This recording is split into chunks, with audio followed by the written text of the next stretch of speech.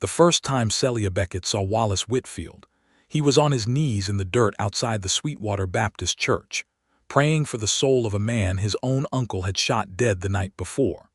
It was the spring of 1881, in the small Wyoming territory town of Sweetwater, a place built on cattle money and cursed by the presence of the Whitfield gang, whose reputation for robbing stagecoaches and rustling herds stretched from the Powder River all the way down to the Cheyenne rail yards.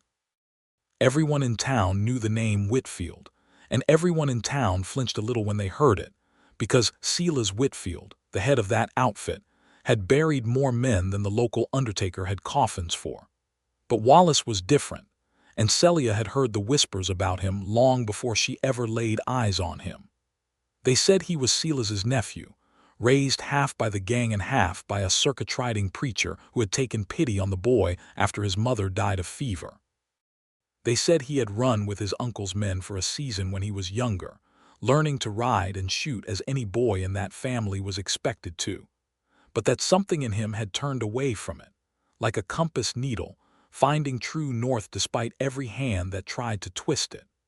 Celia had come to Sweetwater only 2 months before, hired as the schoolteacher after her own family's ranch outside of Laramie had been sold following her father's death. She was 22 years old. With dark hair she kept pinned beneath a plain bonnet, and a spine made of iron that had been forged by years of helping her father run cattle before illness took him. She did not scare easily, and she did not put much stock in rumors, but when she saw the young man kneeling in the churchyard, dust on his trousers and his hat clutched to his chest, murmuring words she could not hear, something in her chest tightened with a feeling she could not name. "You are new to praying in public, I take it," she said, walking up the path with a basket of bread rolls she had been bringing to the parson's wife. Wallace looked up, startled, and she saw that his eyes were the color of creek water in autumn, a pale hazel green that seemed too gentle for a man who shared blood with Celia Whitfield. He was perhaps 25, with sandy hair damp at the temples from the heat, and his jaw was covered in a few days of stubble that told her he had not been sleeping well. "I reckon I am new to praying anywhere folks might see me," he said, rising to his feet and brushing the dirt from his knees. "Didn't mean to trouble you, ma'am." "You are not troubling me. I am simply curious why a man would kneel in the dirt instead of using one of the pews inside." "Pews are for Sunday," he said, and there was something wry in the way he said it, though his eyes still carried the weight of grief. "This was for a man named Tobias Reyes. My uncle shot him last night over a card game that never should have mattered as much as it did. Tobias had a wife and 2 children in Cheyenne who will get a telegram instead of a husband come home." Celia felt the cold settle into her stomach, the way it always did when the gang's violence touched close enough to see the blood on it plainly. "And you came here to pray for him." "Someone ought to," Wallace said quietly. "My uncle surely will not." She did not know what to say to that, so she simply held out the basket. "There is bread here if you are hungry. Parson Ainsley's wife makes more than the 2 of them can eat." Wallace took a roll, and his fingers brushed hers for just a moment, calloused and warm, and Celia felt her pulse jump in a way that startled her more than the gunfire she sometimes heard echoing from the saloon at night. "Thank you, ma'am," he said. "I don't believe I caught your name." "Celia Beckett. I teach at the schoolhouse." "Wallace Whitfield," he said, and he watched her face carefully as he said it, as if bracing for her to step back the way most folks did when they heard that surname. She did not step back. "I know who you are, Mr. Whitfield. The whole town knows who you are. But I also know that a man who prays for his uncle's victims is not the same as the man doing the shooting." Something in his shoulders eased, just slightly, and for the first time since she had approached him, he almost smiled. "Not everyone in this town sees it that way." "Then perhaps this town has not been paying close enough attention," she said, and she left him standing there in the churchyard with a roll of bread in his hand and a strange, hopeful ache blooming behind his ribs. Over the following weeks, Sweetwater's dusty streets became the setting for a courtship neither Celia nor Wallace quite admitted to, not even to themselves. Wallace had taken to helping Parson Ainsley with repairs around the church, mending the bell tower's rotted beams, and whitewashing the fence that ran along the small cemetery where Tobias Ray's now lay buried. Celia found herself walking past the church more often than her errand strictly required, and Wallace found himself lingering near the schoolhouse steps when the children were let out for the day, offering to carry her satchel of books or walk her the short distance to the boarding house where she rented a room. It was on one such walk, beneath a sky bruised purple with the coming of evening, that Wallace finally spoke of the thing that sat heaviest on his heart. "My uncle wants me back," he said, his boots scuffing against the packed dirt of the road. "Ever since I left the outfit 2 years ago, he has sent word every month or so, telling me there is a place for me if I want it, a share of whatever they take. He says blood is blood and that I am wasting myself hammering nails for a church that will never pay me a fair wage." "What do you tell him?" Celia asked. "I tell him no. I have told him no every time." Wallace's jaw tightened, and in the fading light she could see the shadow of some old exhaustion pass over his face. But he does not hear no the way other men hear it. He hears it as a door left open a crack, waiting for the right wind to blow it wide. "Are you afraid of him?" Wallace considered the question longer than she expected. "I am afraid of what he could make me become if I let him. I spent enough years riding beside him to know that the man is not entirely wrong when he says it is in my blood. I have a temper. I have a steady hand with a pistol, God forgive me. But I do not want that life, Celia. I want something quieter. Something that does not end with a widow and 2 fatherless children in Cheyenne." She stopped walking and turned to face him fully, and in the dusky light her dark eyes seemed to hold more understanding than pity, which was the thing he needed most and had least expected to find in this small, dusty town. "Then you have already chosen," she said. "A man does not have to prove his choice to anyone but himself, Wallace, not even to his own uncle." It was the first time she had used his given name, and the sound of it in her voice settled into him like a warm coal banked against the cold of a long night. He wanted, then, more than he had wanted almost anything, to reach for her hand. He did not yet, because he was a careful man, and he knew that whatever grew between them would need time to take proper root before it could withstand the storms that were surely coming. Those storms arrived sooner than either of them hoped. It was a Tuesday morning in early June when Celia Whitfield rode into Sweetwater with 4 of his men, their horses lathered from a hard ride, their saddlebags heavy with the proceeds of a stagecoach robbery outside of Fort Laramie 2 days prior.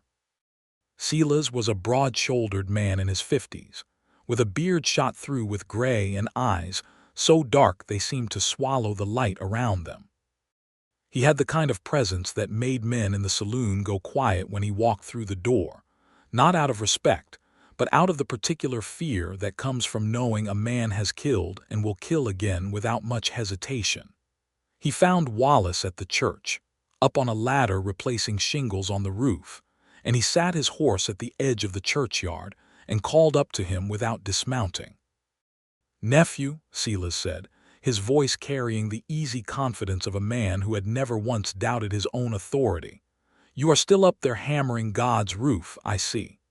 Wallace climbed down slowly, hammer still in hand, and faced his uncle across the small distance of the churchyard. "Uncle Celia's, I did not expect you back so soon. Word travels that you have taken a shine to the new schoolteacher." Celia's eyes flicked toward the schoolhouse, visible in the distance, and something cold moved behind them. "Celia Beckett, pretty little thing from what the men tell me." Wallace felt his stomach tighten. "Leave her out of whatever business you have with me." "I have no business with her at all, boy, unless you make it my business." Celia swung down from his horse, and though he moved with the stiffness of a man whose joints had taken too many hard falls over the years, there was still danger coiled in every motion. "I came to tell you that Tobias Ray's brother has been asking questions in Cheyenne, asking about who was at that card table the night his brother died. It is only a matter of time before he comes looking for names, and when he does, I would rather my own kin was standing beside me than hiding behind a church door." "I am not hiding," Wallace said. "I made my choice 2 years ago, and nothing that happens in Cheyenne is going to change it. Celia studied him for a long moment, and something almost like sorrow moved through his dark eyes, quickly buried beneath the harder mask he wore for the world. Your mother, God rest her, always said you had too soft a heart for this family. I told her it was not soft, just untested. I am beginning to think she was right and I was wrong. Maybe you were, Wallace said quietly. Silas mounted his horse again, looking down at his nephew with an expression that was almost but not quite tender. I will not ask again after today, Wallace, but understand this. If Ray's brother comes looking for blood, and he does not find satisfaction from me and mine, there is no promise he will leave the schoolteacher be, seeing as how the whole town already knows you have taken an interest in her. Men like that do not always aim carefully when they are angry. The threat, though wrapped in the guise of a warning, settled into Wallace's chest like a stone dropped into still water, sending ripples of dread through everything he had built in these past 2 years. He watched his uncle and the 4 riders disappear down the road in a cloud of dust, and he stood there for a long while, hammer forgotten in his hand, staring at nothing. That evening, he went to find Celia at the boarding house, and he told her everything, because he had decided somewhere in the hours since his uncle's visit that he would not build whatever was growing between them on a foundation of secrets. Celia listened without interrupting, sitting across from him on the boarding house porch as the sun sank low and orange over the western hills. When he finished, she was quiet for a long moment, and he braced himself for her to tell him that this was too much, that she wanted no part of a courtship shadowed by outlaws and threats of vengeance from Cheyenne. Instead, she reached across the small distance between their chairs and took his hand in both of hers. I am not afraid of your uncle, Wallace, she said. I am not afraid of the Ray's family either, though I grieve for what happened to Tobias same as you do.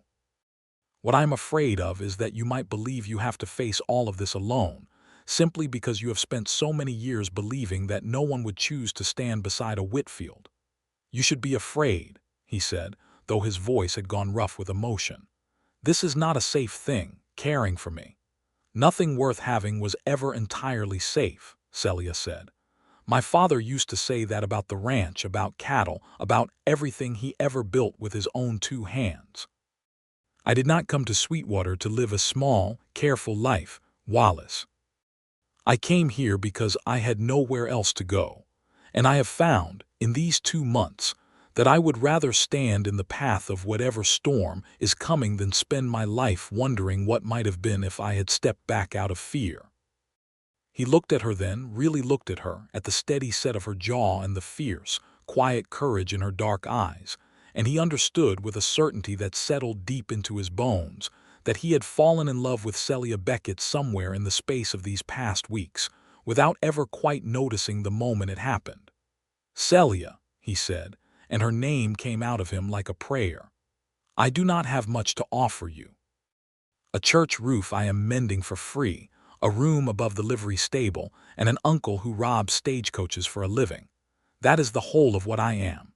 You are also a man who knelt in the dirt to pray for a stranger's soul, she said softly. You are a man who chose kindness when cruelty would have been so much easier.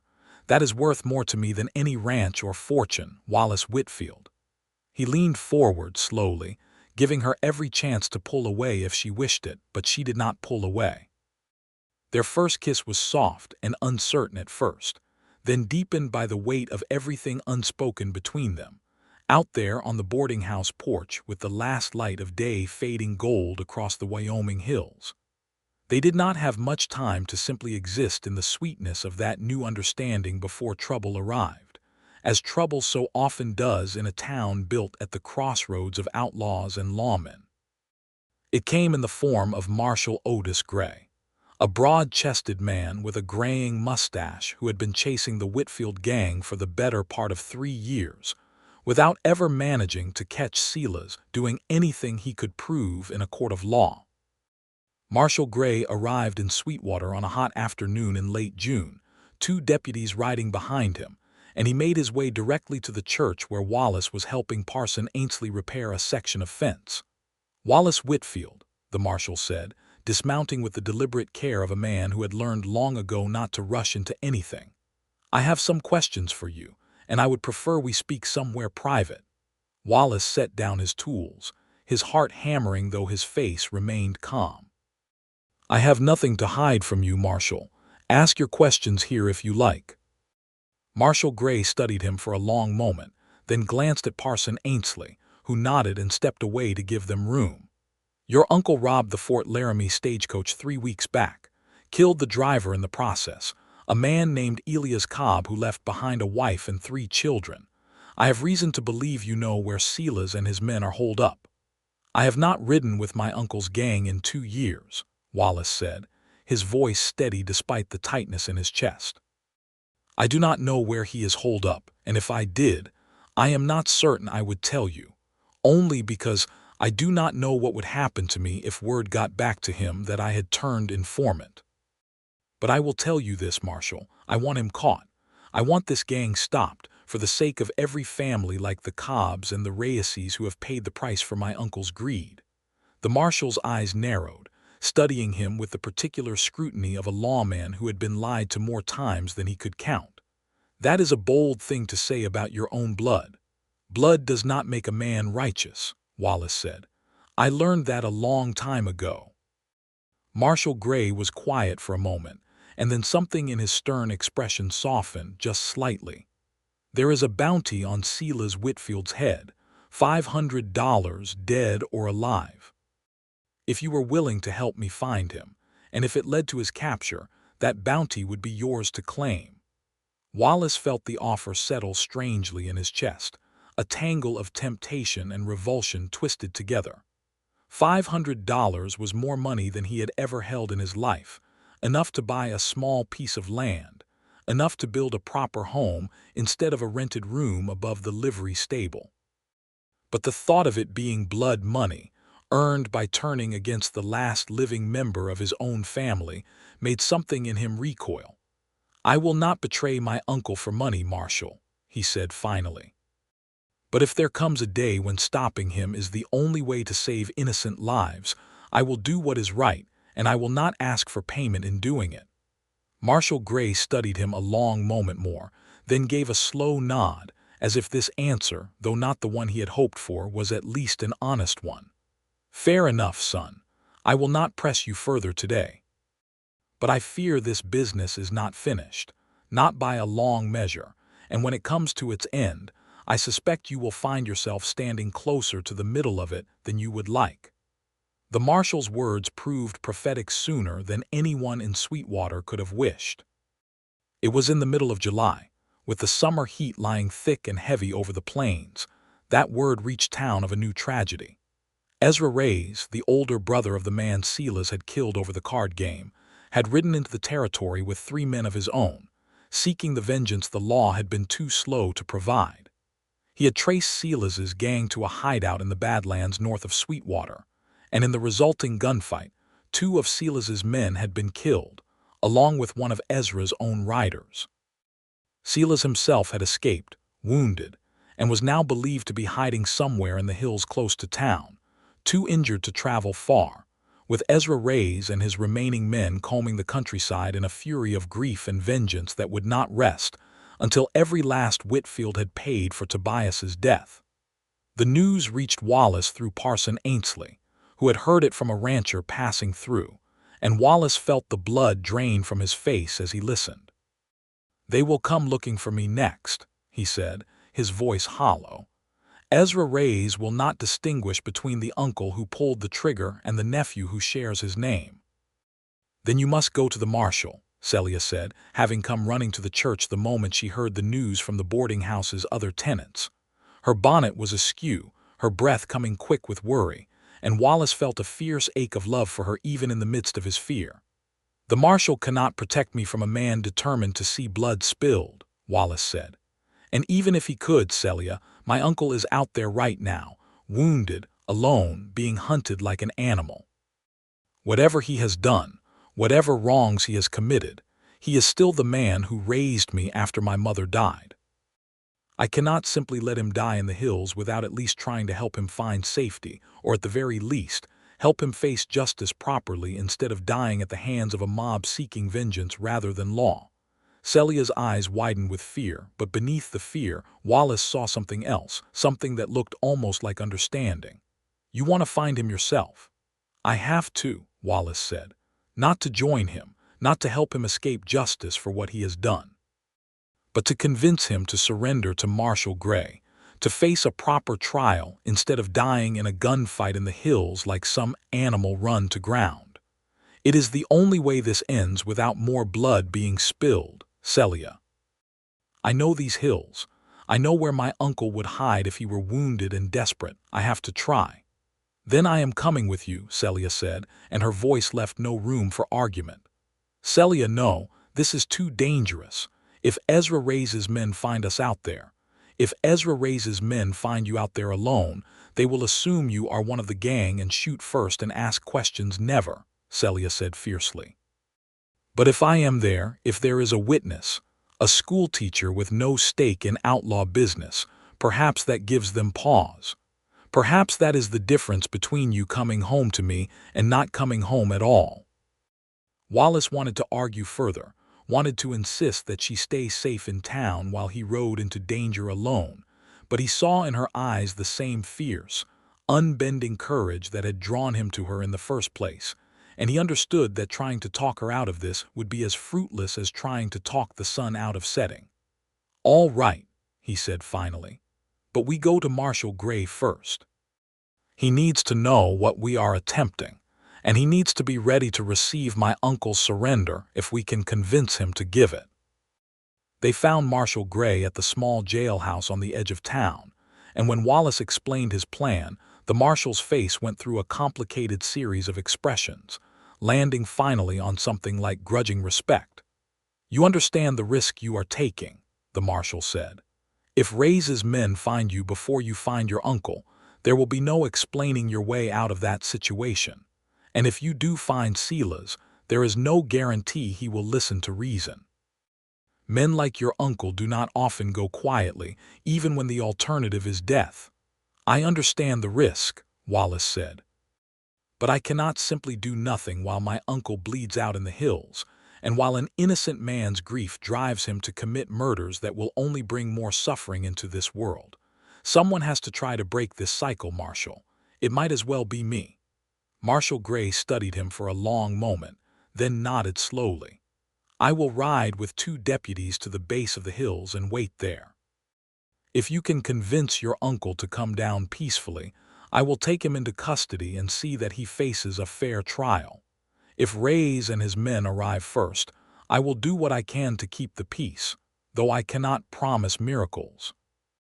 It was the best offer they were likely to get, and so, with the sun already beginning its slow descent toward the western horizon, Wallace and Celia mounted 2 horses borrowed from the livery stable and rode north toward the hills where Celia Whitfield lay hiding, wounded and alone, while a grieving man's fury drew ever closer. The hills north of Sweetwater were a maze of dry gullies and stunted pine, the kind of country that had swallowed whole outlaw gangs before, and would likely swallow more before the territory was ever fully tamed. Wallace led the way with a certainty that came from years of childhood spent riding these same trails with his uncle's gang, back before he had understood fully what kind of life that riding represented. There is a cave up ahead, near the old dry creek bed, he said, guiding his horse carefully over the rocky terrain. My uncle used it once before, years back, when a posse from Cheyenne got too close for comfort. If he is wounded and cannot travel far, I would wager good money that is where he has gone. Celia rode close behind him, her own borrowed horse picking its way carefully over the loose stones, her heart pounding with a fear she refused to let show on her face. She had grown up on a ranch, had ridden these kinds of trails before, but never with the weight of so much uncertainty hanging over every step. They found the cave as the last light of day was fading into the deep purple of dusk, and Wallace dismounted first, holding up a hand to signal caution. "Uncle Celia's," he called out, his voice carrying into the darkness of the cave mouth. "It is Wallace. I have come alone, save for a friend. I do not mean you harm." For a long moment, there was only silence, and Celia's heart climbed into her throat with dread. Then from the darkness came the sound of a hammer being cocked, and Celia Whitfield's voice, weaker than she had ever heard it described, rasped out from the shadows. "Wallace, is that truly you, boy, or has Ezra Reyes sent you to lure me out?" "It is truly me," Wallace said, stepping slowly toward the cave mouth, his hands held visibly away from his own sidearm. "I have come to help you, uncle. Not to help you escape, but to help you surrender to Marshal Gray before Reyes and his men find you first and finish what they started in the Badlands." There was a long silence, punctuated only by the sound of labored breathing from within the cave, and then, slowly, Silas emerged into the dim purple light of dusk, one hand pressed against a wound in his side that had soaked through his shirt with dark, dried blood. His face was pale and drawn, and for the first time since Celia had heard his name spoken with fear throughout Sweetwater, she saw him simply as a man, mortal and suffering, stripped of all the terrible authority he had once carried. "Surrender," Silas said, and there was a bitter, exhausted laugh in the word. "You want me to walk into a jail cell and wait for a hangman's noose, is that it, boy?" "I want you to face a trial," Wallace said. "A proper trial with a judge and a jury, rather than dying out here in these hills at the hands of a man whose grief has made him as lawless as you have ever been. There is no honor in that death, uncle. There is only more blood added to a ledger already too full." Silas studied his nephew for a long moment, his dark eyes moving from Wallace's face to Celia's, taking in the fear and determination written plainly across her features. "You brought the schoolteacher into this. She chose to come," Wallace said, "the same way I have chosen every step of my life since I left your outfit 2 years ago. I do not answer to you any more, Uncle Silas, but I still care whether you live or die, and I would rather see you face justice with your life intact than see you buried in an unmarked grave in these hills." Silas's legs seemed to buckle slightly, and Celia realized with sudden clarity that his wound was worse than he was letting on, that he had likely been bleeding slowly for hours, perhaps days, with nowhere to turn for proper care. She dismounted quickly and moved toward him before she could think better of it, catching his arm to steady him, even as Wallace moved forward with matching urgency. "You need a doctor," Celia said, examining the wound with the practical eye of a woman who had tended injuries on her father's ranch more times than she could count. "This has festered. If it is not treated soon, you will die of infection long before any noose has the chance to find your neck." Silas looked at her with something like bewildered surprise, as if he could not quite reconcile the fear he expected from a schoolteacher with the steady, capable concern she was actually showing him. "Why would you help me, girl? I am the reason half this territory lives in fear. I am the reason your young man here has spent 2 years running from his own blood." "Because whatever you have done, you are still a man in need of care," Celia said simply. "And because I believe, as Wallace does, that you deserve the chance to answer for your crimes properly, in a court of law, rather than dying out here where your death would only fuel more violence between your gang and the Reyes family. This cycle has to end somewhere, Mr. Whitfield, and it might as well end with you choosing to face what you have done instead of running from it until it kills you." Silas was quiet for a long moment, swaying slightly on his feet, and then, with what seemed to cost him a great deal of pride, he nodded. "All right, I will come down to your marshal. Not because I fear the noose, but because—" He paused, looking at his nephew with an expression that held decades of complicated love and regret. "Because you were right, boy, about all of it. I should have listened to your mother years ago." They helped him onto Wallace's horse, Wallace walking alongside to steady him, while Celia rode ahead to signal to Marshal Gray's position at the base of the hills. But fate, as it so often does in stories of the Old West, was not content to let matters resolve so simply. They had traveled less than half a mile from the cave when the sound of approaching horses reached their ears, and Wallace's blood went cold as he recognized the shape of riders emerging from the gathering darkness ahead of them. Ezra Reyes, flanked by 2 remaining men, had found their trail. "Whitfield," Ezra called out, his voice raw with a grief that had curdled into something dangerous and consuming. "I have been looking for you." "Ezra Reyes," Wallace said, stepping slightly in front of the horse carrying his wounded uncle, his own hand still held carefully away from his weapon. "I am sorry for your brother's death. Truly I am. But this man is wounded and on his way to face justice through the proper channels. There is no need for more blood to be spilled tonight. No need." Ezra's voice cracked with fury and grief in equal measure. "My brother is dead, Whitfield. Dead over a card game, shot down by that man's own hand while his wife and children waited at home for him to return. There is every need for blood tonight, and I mean to have it." Celia felt her heart hammering with terror, but she forced herself to speak, her voice carrying clear and steady into the tense space between the 2 groups of riders. "Mr. Reyes, please, I understand your grief. I have lost my own father, and I know the way that grief can feel like it demands something violent to satisfy it. But killing this man here tonight will not bring your brother back. It will only make you a murderer in the eyes of the law, and it will bring more suffering to your own family who has already suffered enough." Ezra's eyes flicked to her, and for a moment, something in his hardened expression seemed to waver. "Who are you to speak to me of grief, girl? I am someone who has watched violence beget more violence, over and over in this territory, until it seems like the only harvest this land knows how to yield," Celia said. "I am asking you, as one grieving person to another, to let the law handle this. Marshal Gray is waiting at the base of these hills, ready to take Silas Whitfield into custody. Let him stand trial. Let a jury decide his fate, rather than taking that decision onto your own soul tonight." The tension stretched taut as a drawn bowstring, and for a long, terrible moment, Celia was certain that Ezra Reyes would raise his pistol and end the fragile peace of the moment in a burst of gunfire. But then slowly his shoulders sagged, and something in his face crumpled with an exhaustion that went far deeper than the physical. "I am tired," Ezra said quietly, almost to himself. "I am so tired of this." Tobias would not have wanted this either, would he? He was never a man for violence, not really. He only ever wanted to provide for his family. "Then honor him by choosing a different path than the one that took his life," Wallace said gently. "Let justice take its proper course, Mr. Reyes. I promise you, my uncle will answer for what he did to your brother.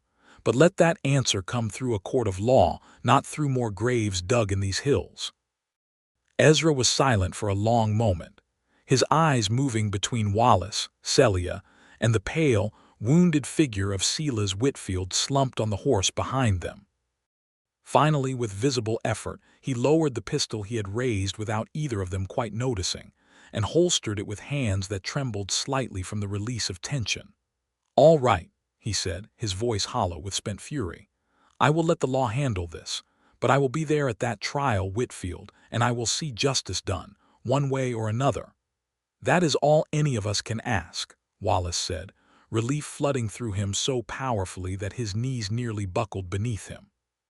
They rode together, an uneasy alliance of grief and mercy, down toward the base of the hills where Marshal Gray waited with his deputies. The marshal took one look at the assembled group, at Silas Whitfield's pale, wounded form and Ezra Reyes's exhausted, grief-stricken face, and understood immediately the delicate peace that had been forged in the darkness of those hills. "I will take him into custody," the marshal said, moving to help lower Silas from the horse.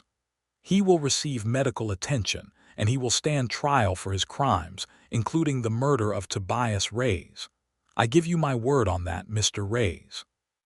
Ezra nodded, though his eyes remained hard with grief that would take much longer than a single night to heal. "I will be watching to see that word kept, Marshal." As the deputies moved to secure Silas and prepare to transport him back to Sweetwater's jail, the old outlaw's eyes found his nephew one final time in the gathering darkness. "You did right tonight, Wallace," he said, his voice weak but clear.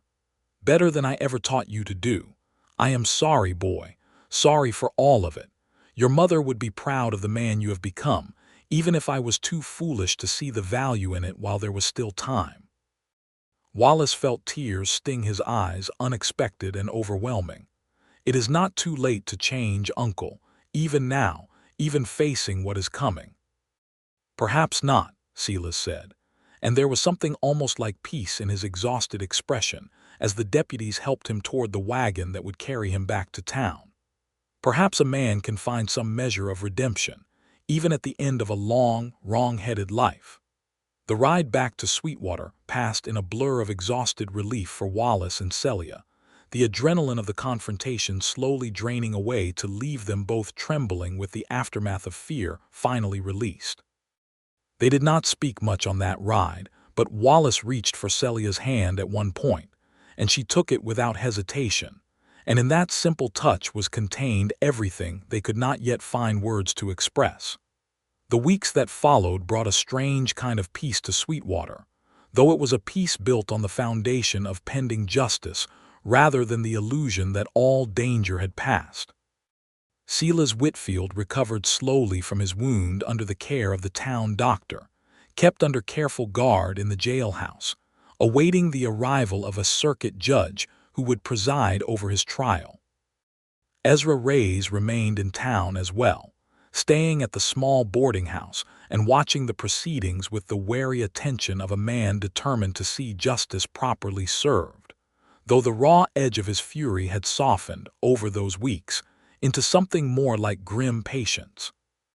Wallace visited his uncle in the jailhouse regularly, and Celia often accompanied him, though she remained mostly quiet during these visits, allowing uncle and nephew the space to work through years of complicated history that had never before had the chance to be spoken aloud.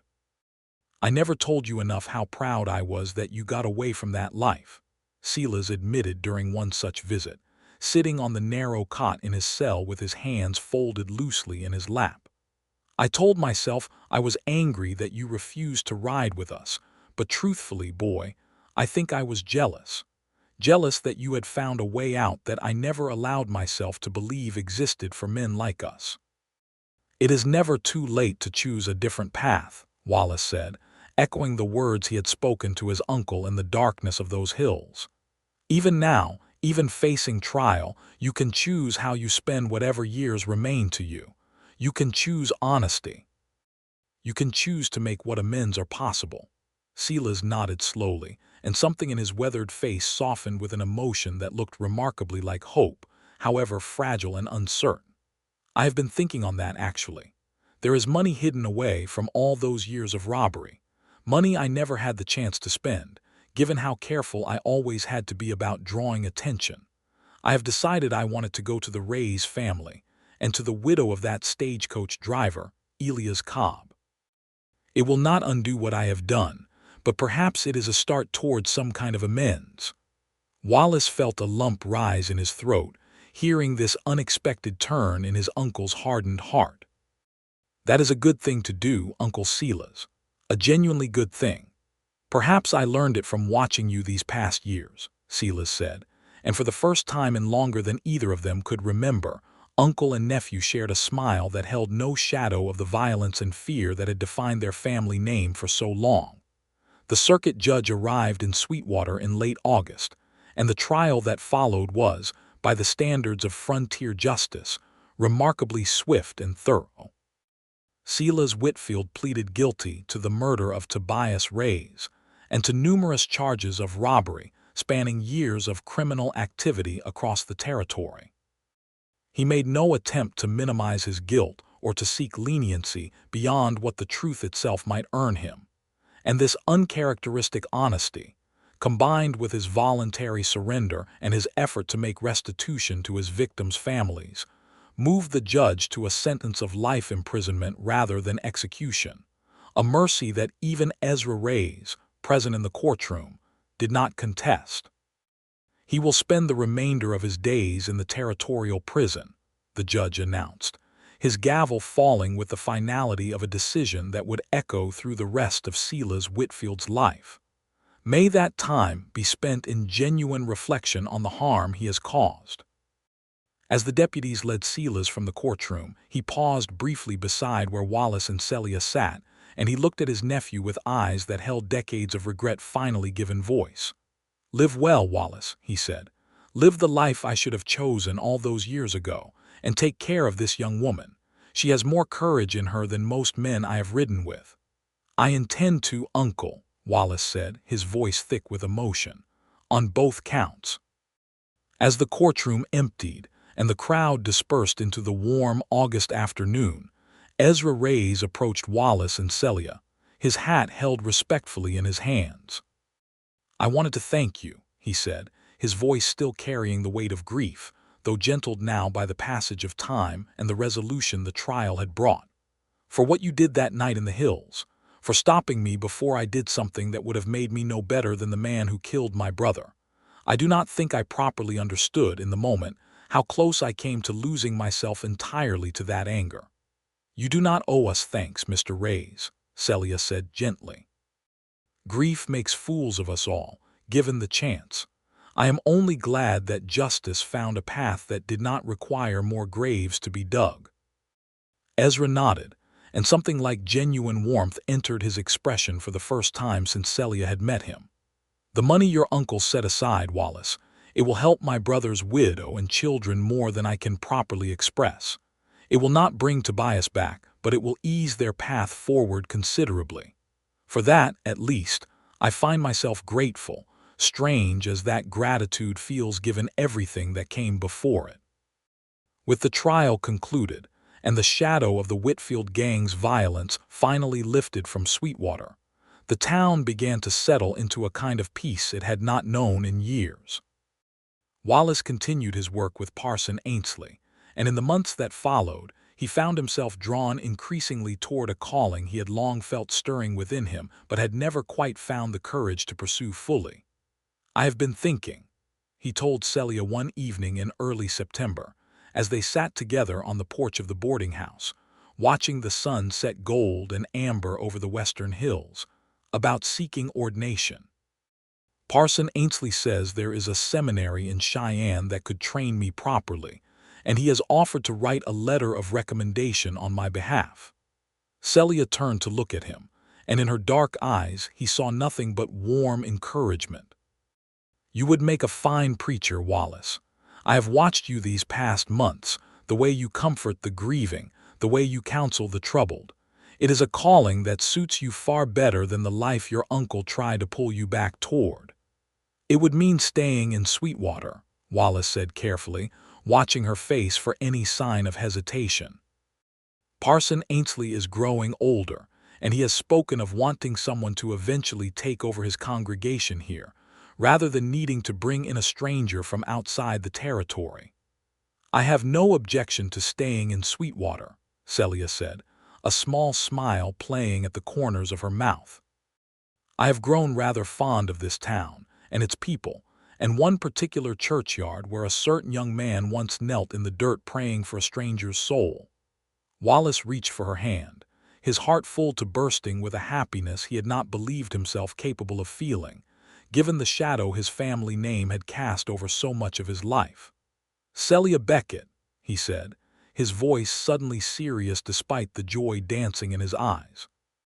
"I have known you only a handful of months, but I have come to understand, in that short time, that you are the finest person I have ever met. Braver than any outlaw, gentler than any preacher, and more precious to me than I have words to properly express."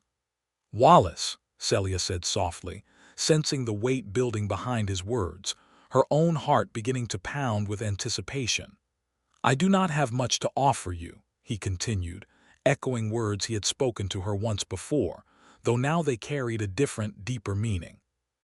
"A small salary from a church that pays modestly, a reputation still recovering from my family's sins, and a heart that belongs entirely to you, should you be willing to have it. But I am asking, Celia, with everything I am, whether you would consent to be my wife." Tears filled Celia's eyes, though her smile was radiant with joy rather than sorrow. "Wallace Whitfield," she said, I have never wanted anything so much in my entire life as I want to be your wife. Yes. 1,000 times yes. He kissed her then, there on the boarding house porch with the last light of day painting the sky in colors that seemed almost too beautiful to be real, and in that kiss was contained all the hope and healing that had grown between them since that first meeting in the churchyard, months before. They were married in October, on a crisp autumn morning with the cottonwood trees along Sweetwater Creek turning gold, and the whole town gathered to witness a union that seemed, to everyone present, like a fitting close to a season of violence finally giving way to peace. Parson Ainsley performed the ceremony himself, his voice thick with emotion as he pronounced the young couple husband and wife, and when Wallace kissed his bride before the assembled congregation, there was scarcely a dry eye among the guests, save perhaps for young Ezra Reyes, who had returned to Sweetwater specifically for the occasion, and who watched the ceremony with an expression of quiet, healing peace that spoke to how far his own heart had traveled since that terrible night in the hills. The following spring, Wallace completed his studies at the Cheyenne Seminary, traveling back and forth between Sweetwater and the territorial capital over the winter months to complete his ordination requirements, while Celia continued teaching at the schoolhouse, saving what money they could toward the small house they hoped to build once his position with the church was fully secured. Parson Ainsley, true to his word, began the process of formally transitioning his congregation's leadership, and by the following autumn, Wallace Whitfield stood before the same church where he had once knelt in grief and uncertainty, now ordained as its full-time preacher, ready to serve the community that had once feared his family name, and had come, instead, to trust and respect the man he had chosen to become. Their life together in Sweetwater unfolded with the steady, joyful rhythm of two people who had found, against considerable odds, exactly the partnership they were meant for. Celia continued teaching for several more years, beloved by generations of Sweetwater children who grew up under her patient, capable instruction, while Wallace tended to his growing congregation with the same gentle wisdom and hard-won compassion that had first drawn Celia to him in that churchyard years before. They welcomed their first child in the spring of 1883, a son they named Elias, in honor of the stagecoach driver, whose death had been part of the terrible chain of events that had ultimately brought Wallace and Celia together, and had led, through that strange alchemy of tragedy and grace, to the redemption of an entire family's legacy. Elias grew up strong and curious, with his mother's steady courage and his father's gentle heart, and 2 years later, he was joined by a sister, Grace, whose birth Wallace often said felt like a fitting name for everything their family had come through to reach that point of quiet, hard-earned happiness. Silas Whitfield lived out his remaining years in the territorial prison, and though he never walked free again, he found, in those final years of confinement, something he had never possessed during his decades of lawless freedom: a genuine peace with the choices that had shaped his life. Wallace visited him regularly, bringing news of the growing family, and eventually, bringing young Elias and Grace themselves on visits that Silas treasured more than he ever quite knew how to express. When Silas passed away in 1889, having spent his final 8 years in quiet reflection and genuine remorse for the harm his choices had caused, Wallace held a small memorial service at the Sweetwater Church, and though the congregation's feelings about the old outlaw remained complicated, there was a general sense that a man who had spent his final years seeking some measure of redemption deserved, at the very least, a peaceful farewell. Ezra Reyes, too, found his way to a kind of healing that seemed almost impossible in the raw, grief-stricken days following his brother's death. He settled eventually in Cheyenne, closer to his brother's widow and children, whom he helped raise alongside his own growing family, and he corresponded occasionally with Wallace over the years that followed, two men bound together by a night in the hills when mercy had triumphed, however narrowly, over vengeance. As for the town of Sweetwater itself, It grew and prospered in the years following the trial that had finally brought an end to the Whitfield gang's reign of fear across the territory. New families arrived, drawn by the promise of good grazing land and the relative safety that came with the removal of outlaw influence from the region. And the small church where Wallace preached grew alongside the town, eventually requiring an expansion that the congregation funded through years of careful saving and generous donation. On quiet evenings, long after their children had grown into adulthood themselves and started families of their own, Wallace and Celia would often sit together on the porch of the modest but comfortable home they had built on a small parcel of land just outside town, watching the same kind of sunset that had witnessed their first kiss so many years before, and they would speak, sometimes, of that strange and difficult beginning to their love story. "Do you ever regret it?" Celia asked him once, many years into their marriage, her hair now streaked with the first threads of silver, her hands folded comfortably in her lap. "Choosing the church, choosing this life, over whatever else you might have built for yourself." Wallace considered the question with the same thoughtful seriousness he had brought to every question of consequence throughout their years together. "I regret the pain my family caused, and the grief that shadowed the beginning of our life together. But I have never, not for one single moment, regretted choosing this path, or choosing you, Celia. You were the light that helped me see clearly in those early days what kind of man I truly wanted to become. And what kind of man is that?"